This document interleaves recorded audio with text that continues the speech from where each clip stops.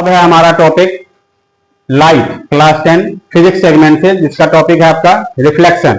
First वाले video में मैंने आपको रिफ्लेक्शन से रिलेटेड लॉज और जो मिरर है, मिरर जो 2 टाइप्स के थे, स्फेरिकल मिरर और प्लेन मिरर, मैंने प्लेन मिरर का डिस्कशन दे रखा है। स्फेरिकल मिरर के बारे में थोड़ा बहुत बताया था मैंने, जिसमें आपको focal length, centre of curvature, radius of curvature, poles of the mirror and principal axis, इसके बारे में डिटेल दे रखा है। साथ ही साथ मैंने बता रखा है कि स्फेरिकल मिरर होता क्या है, कितने टाइप के स्फेरिकल मिरर हैं, ये मैंने उसमें फर्स्ट वाले वीडियो में डिस्कशन दे रखा। अब आज का जो टॉपिक है उससे आगे का है, जिसमें है कि इमेज फॉर्मेशन के लिए स्फेरिकल मिरर में रूल्स क्या क्या है, आप कौन कौन से रूल्स को फॉलो करेंगे। तो इमेज फॉर्मेशन में सबसे पहला रूल है कि light rays Passage through focus become parallel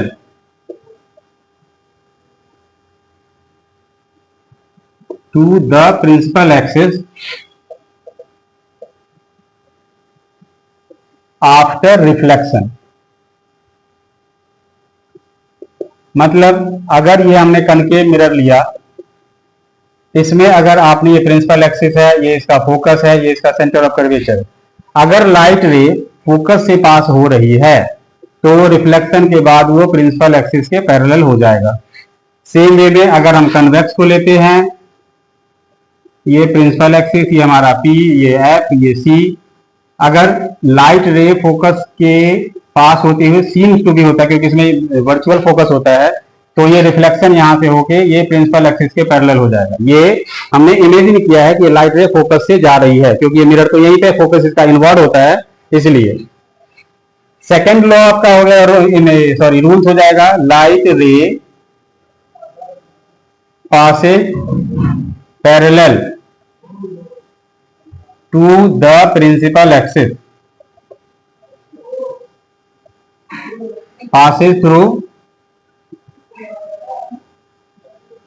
focus after reflection. तो देखिए इसका उल्टा है, वो ये हमारे मिरर है, ये प्रिंसिपल एक्सिस, ये P, ये F और ये C। अगर कोई लाइट रे पैरेलल और प्रिंसिपल एक्सिस आएगी तो C इसका एक ही तरीका है, वो सीधा F से ही पास होगी और कहीं से पास नहीं होगी, लेकिन वो कंडीशन ये है कि वो प्रिंसिपल एक्सिस के पैरेलल होनी चाहिए, तभी वो फोकस से पास होगी। सेकंड में है, अगर हम ये सेम वे में कन्वेक्स ले ले तो आपका आ जाएगा P, F एंड C। अब यहाँ पे क्या बताया कि अगर वो लाइट रे पैरेलल है, आई है, तो वो फोकस से पास होती हुई सीम्स टू बी, मतलब सिर्फ दिखेगी, एक्चुअल में मिरर के अंदर तो जाएगी नहीं, लेकिन वो जब वो रिफ्लेक्ट होगी तो उसके जब सीधे में आगे बढ़ाएंगे तो फोकस से पास होती हुई जाएगी, दिखेगी सिर्फ। तीसरा लॉ है, तीसरा हो जाएगा रूल इसमें, लाइट रे passes through center of curvature, center of curvature return back on the same path। मतलब जिस रास्ते से लाइट आई थी उसी रास्ते से वो फिर वापस भी जाएगी। तो आइए कनकेव,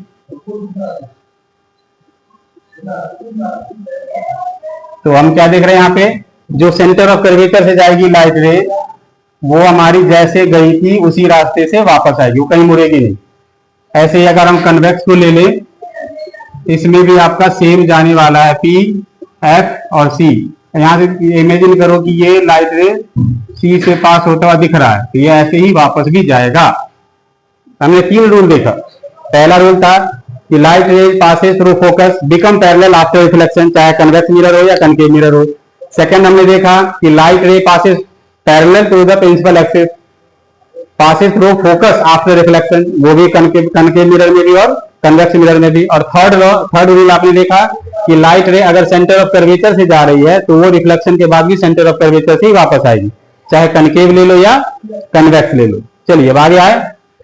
अब है कि मिरर में इमेज फॉर्मेशन कैसे होता है स्फेरिकल वाले मिरर सब में। प्लेन मिरर का तो हमने पहले पढ़ रखा है। अब है image formation in spherical mirror, जो कि आपका सबसे पहला है, if object is placed between F and P, मतलब मिरर के काफी करीब रखना है। हमने स्फेरिकल में कनकेव को पहले चुना है, ठीक है, इसलिए हम ध्यान रखिएगा कि पहले मैं कनकेव बता रहा हूं, इसके बाद मैं कन्वेक्स का बताऊंगा। तो एफ और पी के बीच में ऑब्जेक्ट है, चलिए आते हैं। ये हमारा मिरर है, ये हमारे प्रिंसिपल एक्सिस जो P F and C, object को एफ और पी के बीच में रखना है, एफ और पी के मिड में रखना है। कहीं पे भी लग दो, यहाँ कहीं पे भी, लेकिन मिरर के करीब हो, एफ से पहले ही होना चाहिए। तो सबसे पहला, एक लाइट रे हमेशा ऑब्जेक्ट के टॉप से आप पैरेलल दिखाओ प्रिंसिपल एक्सिस के, हमेशा जहां भी ऑब्जेक्ट रखो, चाहे यहां रखो, यहां रखो, यहां रखो या यहां रखो, कहीं भी रखो, तो एक light ray parallel to principal axis दिखाओ टॉप से ऑब्जेक्ट के। जब प्रिंसिपल एक्सिस के पैरेलल है तो सेकंड रूल में क्या दिखाया था कि जो लाइट रे पैरेलल होगी वो रिफ्लेक्शन के बाद फोकस से पास हो जाएगी। पहले रूल का हमने इस्तेमाल कर लिया यहाँ पे। अब सेकंड रूल में देखते हैं, सी वाला ले लेते हैं, जो लाइट रे सेंटर ऑफ कर्वेचर से पास होगी। तो ऑब्जेक्ट के टॉप से हम सेंटर ऑफ कर्वेचर को पास कराते हैं, ये आगे जाएगी। तो सेंटर ऑफ कर्वेचर वाला रूल क्या था, जिस रास्ते पे जाएगी उसी रास्ते वापस आएगी।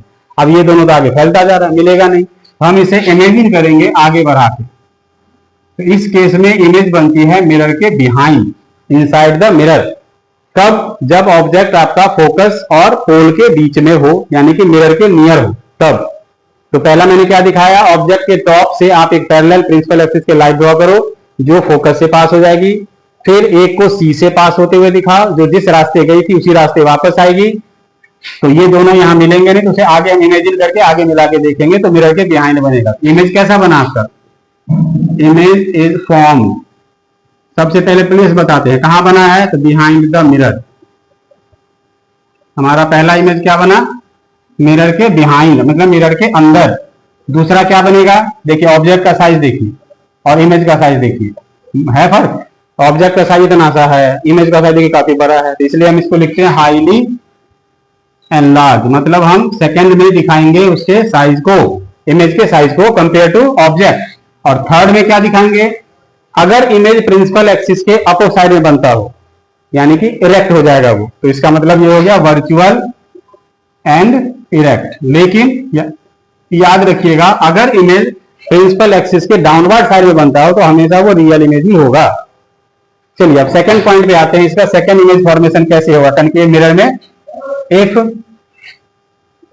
Object is placed at focus, तो बस बनाइए, सॉरी इसको सीधा कर लूं थोड़ा।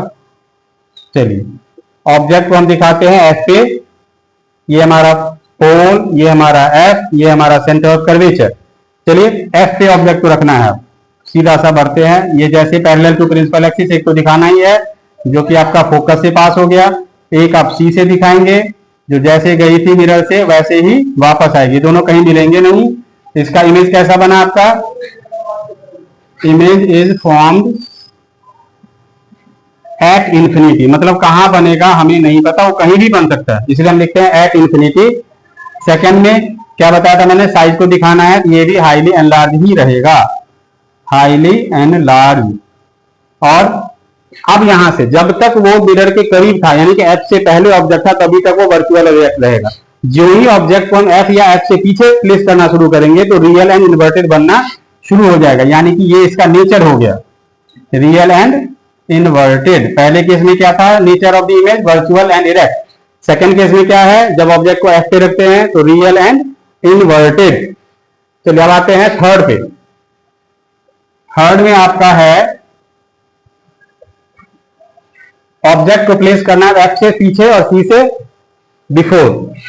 सी में है object is placed between F and C, मतलब एफ और सी सेंटर ऑफ कर्वेचर के बीच में रखना है ऑब्जेक्ट को, कनकेव मिरर में ही। तो चलिए ये हमारा मिरर। पेपर में आप इमेज फॉर्मेशन को अगर रे डायग्राम से शो करना हो तो पेंसिल और स्केल का इस्तेमाल कीजिएगा, फ्री हैंड मत बनाइएगा क्योंकि आपके मार्क्स उसमें नहीं मिलेंगे। इसलिए ध्यान रखिएगा कि आपको पेंसिल और स्केल का ही यूज करना है। एफ और ये सी, ऑब्जेक्ट को एफ और सी के बीच में डाल दिया, फिर वही बात टॉप से एक पैरेलल टू प्रिंसिपल एक्सिस जो कि फोकस से पास हो गया, दूसरा हम दिखाएंगे सी से पास होते हुए जो यहाँ पे इंटरसेक्ट होगा। तो मिरर थोड़ा बड़ा कर लेते हैं ताकि ये लाइट जैसे गई थी वैसे ही वापस आए। अब देख लो इमेज कहाँ बना, बड़ा सा बना है यहाँ, कहाँ, सी से बिहाइंड। तो इमेज फॉर्मेशन कैसे बना, इमेज फॉर्म पहला बिहाइंड सी, सी से पीछे बना है।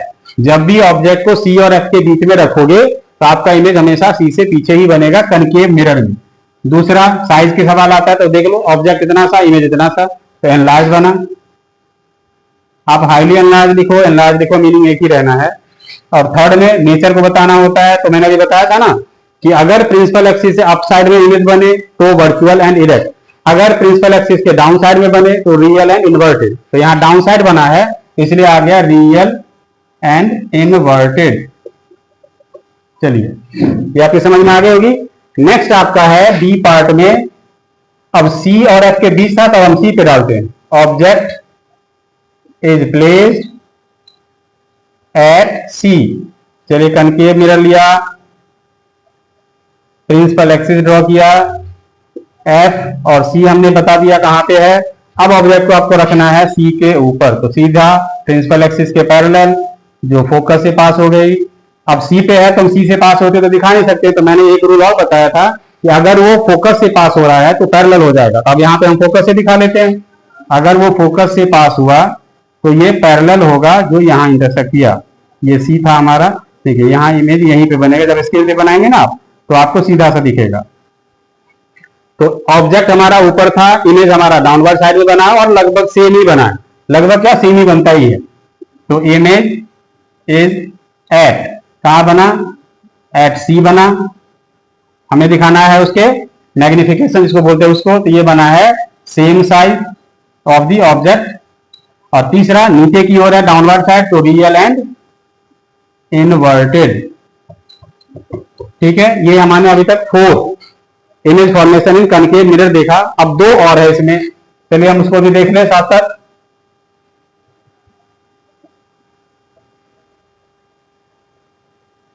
दो और है जिसमें अब आपका, अभी हमने सी पे देख लिया, अब है आपका ई में object is placed beyond C, beyond C, C से पीछे रखना है ऑब्जेक्ट को। ये हमारा principal axis P F C, अब सी से पीछे हमने ऑब्जेक्ट यहां रखा, पहला वही पैरेलल प्रिंसिपल एक्सिस फोकस से पास। अब सी से पास हो सकता है, एफ से भी दिखा सकते हो, सी से भी दिखा सकते हो, जैसे गया वैसे ही वापस। तो ऑब्जेक्ट इन दोनों का इंटरसेक्टिंग पॉइंट यहां है, तो बस यही इमेज बन गया हमारा। तो इमेज इज फॉर्म पहला बिटवीन सी एंड एफ। आपने एक ध्यान दिया होगा कि जब हमने ऑब्जेक्ट को सी और एफ के बीच में रखा था तो इमेज बना था सी से पीछे, और जब हमने ऑब्जेक्ट को सी से पीछे रखा है तो इमेज बना है सी और एफ के बीच में। इसका मतलब एक दूसरे का उल्टा हो जाता है, ऑब्जेक्ट की प्लेस को चेंज कर दो तो इमेज का प्लेस अपने आप पहले वाले जैसा हो जाए।